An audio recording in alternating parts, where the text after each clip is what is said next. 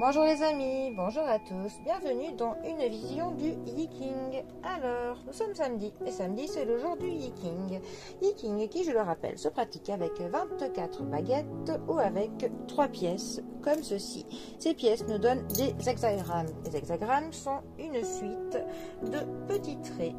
Et ces hexagrammes nous permettent de philosopher sur une pensée. Voilà. Mais ils en ont fait des cartes oracles, ce qui est, ma foi, fort pratique. Alors, pour ce samedi, sur quoi allons-nous méditer? Voyons voir.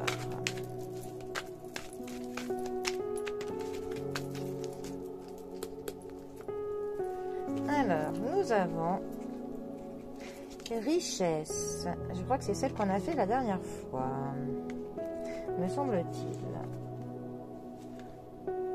Alors, donc on va prendre celle d'après, vue d'ensemble.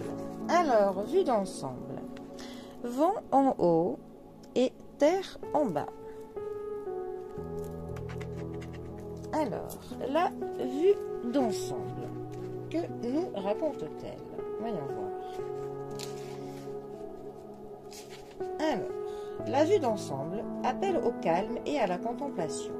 Une introspection profonde fait émaner de nous une énergie invisible qui influence les autres sans qu'ils en soient conscients.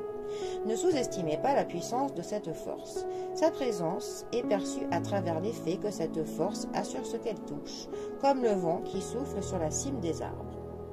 Les puits peu profonds atteignent rarement l'eau et les esprits qui manquent de profondeur se révèlent souvent vides.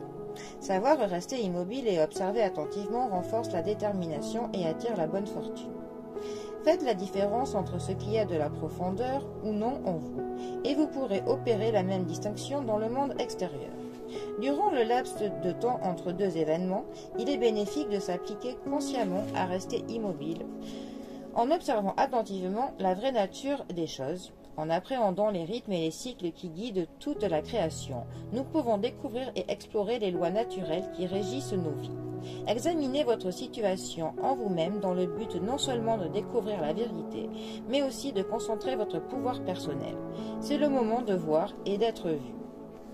Alors, la vue d'ensemble. Effectivement, on peut dire que c'est bien d'avoir une vue globale d'une situation, de ne pas être axé que sur une seule chose, parce que tant qu'on n'a pas une vue d'ensemble, qu'on ne voit pas plus loin que le bout de son nez, comme on dit, c'est un petit peu difficile d'appréhender au mieux ce qu'il se passe. Donc je pense qu'il est important, quand on est confronté à quelque chose, à une situation, à une personne, à un problème, d'essayer de se placer sous différents angles angles de vue, histoire de ne pas avoir un seul point de vue qui pourrait nous amener à nous tromper, forcément. Voilà. Et ensuite, comme je viens de le lire, c'est vrai que c'est important de voir aussi dans la vie ce qui est important ou non, ce qui a de la profondeur ou non. Parce que c'est vrai que parfois dans la vie, on va se prendre la tête pour au final mais des petites broutilles et on se pourrit complètement la vie pour des choses qui sont au final, mais voilà, c'est vraiment sans aucune importance. Il nous arrive d'en faire des montagnes ou alors de faire d'une petite chose des obstacles que l'on n'arrive pas en fait à ce que l'on les traverse et souvent cela manque que tout simplement du fait qu'on n'a pas eu une vue d'ensemble. Donc voilà, essayons de voir plus large, d'avoir des horizons plus larges, histoire de toujours avoir voilà, d'avoir des informations, d'en avoir le maximum et qu'elles ne viennent pas toutes de la même source pour ne pas être induit en erreur. Tout simplement, voilà. Bon. Eh bien, je vous laisse méditer sur la vue d'ensemble et je vous souhaite un très bon samedi. Allez les amis, à bientôt, bisous à tous.